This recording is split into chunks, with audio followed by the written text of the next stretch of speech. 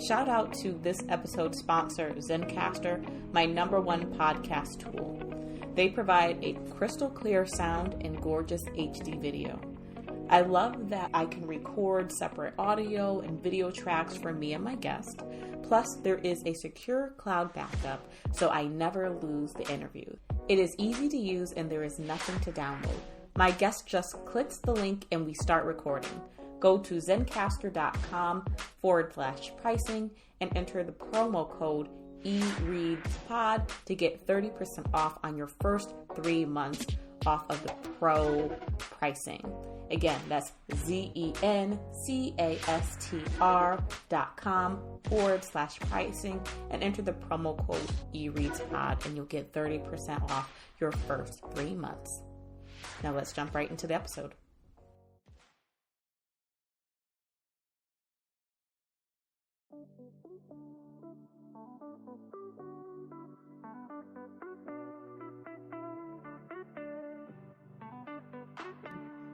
So, welcome, Bracha. I am so very excited to have you here on the podcast. So, welcome. Thank you so much. Happy to be here. Very happy. So, I like to start off what's called like my author or my reader question. And so, my question for you is, who would direct your book? So, like, what book and who would direct it? What do you mean, who would direct it? Like if it was a movie? Yes, ma'am. Oh my goodness. I don't even know who directors are. I have no idea who to pick. Oh my gosh. I don't know. I'm going to go. Yeah. What book would you like to turn into a movie? Oh, what would I like to Oh, this would be a short movie. I Want to Be Famous. It would be an animation. I mean, hopefully that's going to happen soon. We're working on animations now for my book. So this would be a fantastic animation. The story of I Want to Be Famous. What is that about? Yeah. It looks adorable.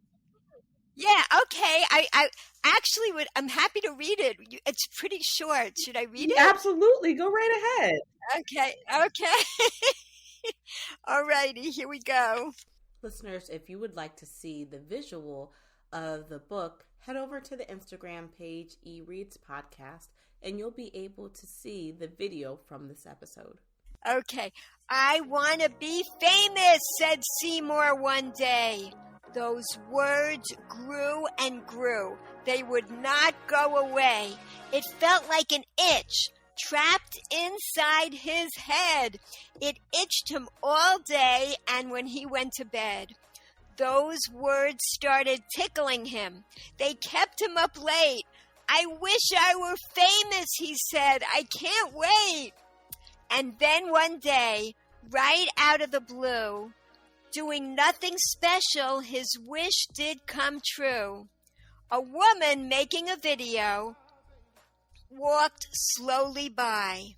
She caught Seymour singing. Then he burped.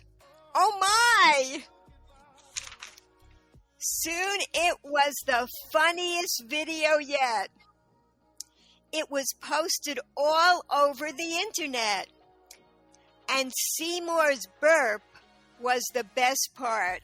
Yes, you guessed it. That was just the start. By the next day, he was on TV. Then he became the star of a movie. People wrote books about him. Tons of fan mail was sent. And crowds stood and cheered him wherever he went. The president said, Seymour shall get a parade. And in Seymour's name, a special day shall be made. Seymour Day was great. Fireworks blasted. The only problem was none of it lasted. After a short while, his fame started to go. Brand new kids with burps began stealing the show. He was famous no more. Fans were gone, everyone. Feeling sad, Seymour cried, "Wait, this can't be done." But suddenly nobody noticed what he said. They were tired of his burp, so he sulked in his bed. Seymour stayed in his bed. He did not want to play. Under 6 blankets and quilts Seymour lay. But from that dark place, something started to shine. Where's this light coming from? Wow, inside me. It's mine. He kicked off one blanket and inched up in bed. He kicked off another. Getting closer, he said. The rest came off in one swoop. He was hot. Now Seymour felt ready. But ready for what? Then just at that moment, without Seymour hearing, there was a sound much louder than millions cheering. A clap of thunder burst forth from on high, louder than all applause. Can you guess why? He started breaking his habit of just looking to others, like tons of screaming fans or his 2 older brothers. Seymour's bright spotlight from inside him shone out. If you see him today, you might hear him shout, "I don't want to be famous. No, I've had enough. Now I see there is more than all that superstar stuff." Bang, boom, pop, pop. Countless fireworks blast. And the best part of all is these fireworks last. Oh. Seymour's inner light sparkles. Hip, hip, hooray! Now and forevermore, it could be Seymour's day. That's it. How sweet is that story? And the illustrations, if you're listening to the audio of this, if you go on my Instagram page, eReads podcast, you will see the video, but the illustrations are absolutely adorable. And the message about, everyone wants to be famous, but he found his spark was inside. How adorable. Thank you so much. That is my message to the world, to let your soul shine. That's all my books. I say all of my books, 40 books help children's souls shine, and 1 book for adults to help adult souls shine. Yeah. How did you get on this path and find you want to help other people's souls shine? How did that get started? Yes, exactly. Well, let me tell you, I had a problem with food addictions for years, and there was an emptiness inside that I did not know how to fill. I wanted to be famous just like Seymour, but eventually I got to see more. I got to see, that's how he got his name. That's how I got to see that, we have addictions because we try to fill the emptiness desperately. The more we feel the emptiness, the more desperately we try to fill it, and it never works. It doesn't work because it's not a physical emptiness. It's a spiritual emptiness. When I began to nourish my hungry soul, that's when I finally could find a joy that could last, lasting pleasure. Oh, I love that about nourishing your soul, because I think that's really what we're trying to do as we go through life. How do we nourish our soul? So I love that so much. Exactly. And why I write for children, I try to write the books I wished I had as a child. So if we can give children the skills for how to live a joyful life early on, they don't have to play catch up the rest of their lives. So my memoir is about my journey, the struggles, how I developed the food addictions, how I healed. And my other books are just to nurture the souls of all children everywhere. Yeah. Fantastic. And tell us a little bit about the process of creating children's books. Is it a process that you found to be easy? Is it difficult? Tell us a little bit about the process. Is it fun? Yeah, it comes very naturally to me. There's parts of me that have never grown up, so I think like a child. I have a sense of wonder, a sense of awe about life, and love to share that. So what happens, I was writing books when my children were very young. I began writing books, and now I have grandchildren. I get I get ideas watching them as I did watching my children. And also sometimes people call me up and tell me, please write a book about this. So my newest book, Let's Stay Healthy, that's how it came about. A mother during the pandemic called me and said, please write a book explaining why junk food is harmful, Mm. why children need exercise, why they need good sleep. So my background as an undergraduate at Harvard, I always loved science. Then I went on to medical school, and even as an undergraduate, I was taking school courses at the Graduate School of Public Health and Harvard Medical School. So I love explaining why, how to be healthy. And so children understand that the junk food is not called junk food for no reason. It actually, takes out the good stuff from our bodies. It's unbelievable. It's pretty colored, but it's really kind of toxic stuff. It's designed to be delicious and addictive, while the natural foods are designed to be delicious and nutritious. Totally different kind of things. So I go in and I explain this. I find even teenagers contact me that they understand from reading the book why it's good to get enough sleep at night. I love explaining these things. And exercise, our bodies are designed to move. So it brings us a tremendous amount of joy. Also, it gets those hormones moving, the happy Yeah, hormones when we move around. I love that, and I love how like you're taking these big or these abstract concepts and you're making it so that children can understand. And I think that's wonderful. And kind of going back to your illustrations, do you draw them? Do you work with an illustrator? Kind of tell us a little bit about that. Yes, I love to draw, but I don't feel I'm good enough to be the illustrator for any of my books yet. I mainly draw creatures. So usually the publishers pick their own illustrators. I work with publishing companies and they pick, but sometimes I get to pick the illustrator. In both cases, it's a lot of fun because through the computer, they don't even live in this country sometimes, but we communicate with each other, and I get to have a lot of feedback. Oh, that's nice. Yeah, first they give me a draft of how it looks, and then I can give corrections, and it goes back and forth until we get it exactly how everybody loves it. That's how it works. I Yeah. love that. I love the collaboration and how you Yeah. feel heard, and thank you for walking us through that process. And Yes. have you always, I know you said like you got your ideas from watching your kids, and people are saying write a book about this, but have you always known that you wanted to be an author? I didn't know it, but it seems like my high school knew it. They voted me class author. No.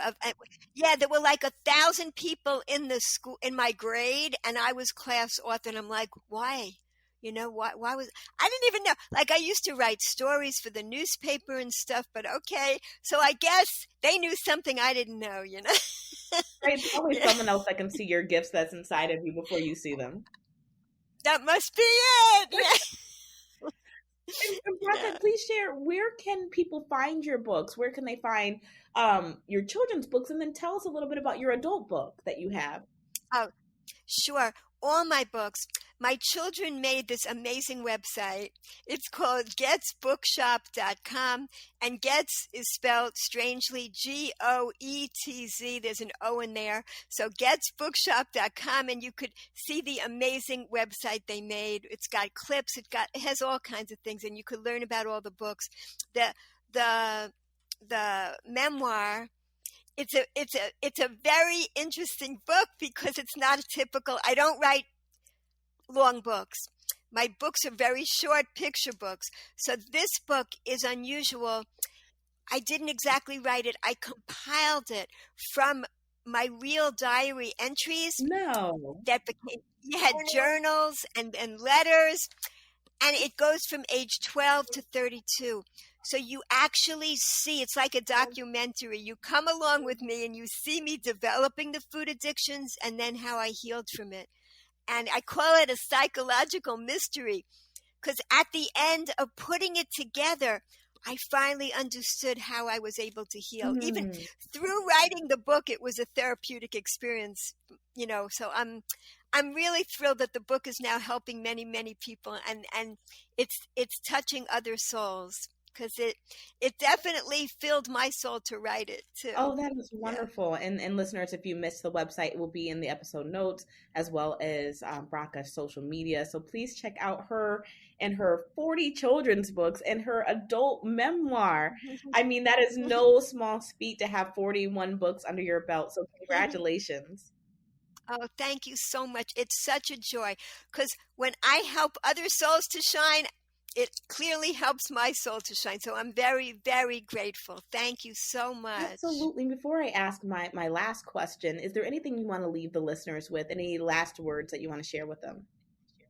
Okay, Jeff Bezos, he has a quote which I get a kick out of, because when you think of Amazon, you think big. And what he says is, everything I've ever done has started small. So if you have a picture book in your head, I tell people it takes 20 years and 20 minutes to write the book. You carry it around with you for 20 years. Just spend 20 minutes jotting it down. It takes that long to write your first draft. Then you can play around with it when you have time and just send it out into the world. Just do it. Because I wasn't even living in this country. I didn't even type it up. My first book, I wrote on loose leaf paper. I sent it to America. 6 weeks later, I heard back that it was accepted. So just go for it. Just try it out. Play while you're writing a picture book. Yeah, I love that, because I think starting is sometimes the hardest, right? It's just like, is anyone going to like this? Am I going to do this? And we have all these questions. When it's just get it down. Once you get it down, it's not so scary. It's this real thing. Exactly. Yeah. And do it playfully. Then you'll have a child's voice when you're writing. It flows. Yes. Is it hard having that child's voice? Like, if someone's out there, like, I want to write a children's book, but like, I don't know if I can have that child's voice. I don't know. For me, it's my voice. It's my natural voice. So if you feel that way about yourself, please open up that voice. Let it sing into a book, just let it out. Or if you don't feel that way and you just want to play around with the child that's there inside of you, finding it, also play around, discover which parts of you have that sense of wonder and curiosity that can become a book. I love that. Bracha, my last question is, I like to leave everyone with the prompt at the end of eReads so that they can let their creativity shine however they might do that, whether that's in writing, whether that's in art, whether that's in cooking, music, whatever. And so if you had to leave us with a prompt, it could be a word, it could be a phrase, what would you leave us with? What would our prompt be? I think it's what I want to leave everybody with. Gratitude. Just that word, and see where it takes you, because that's something we all need more of. I don't think there's anybody with enough gratitude. We all take so much for granted in life. So see where gratitude can take you. I love that. And so listeners, if you're interested to see what I do with the prompt, stay tuned to the end of the episode and you will see what I do with the prompt. Oh, Liz, you are such a beautiful person. Thank you so very much. No, thank you. And you have a wonderful rest of your day, Bracha. Thank you. Bye, Liz.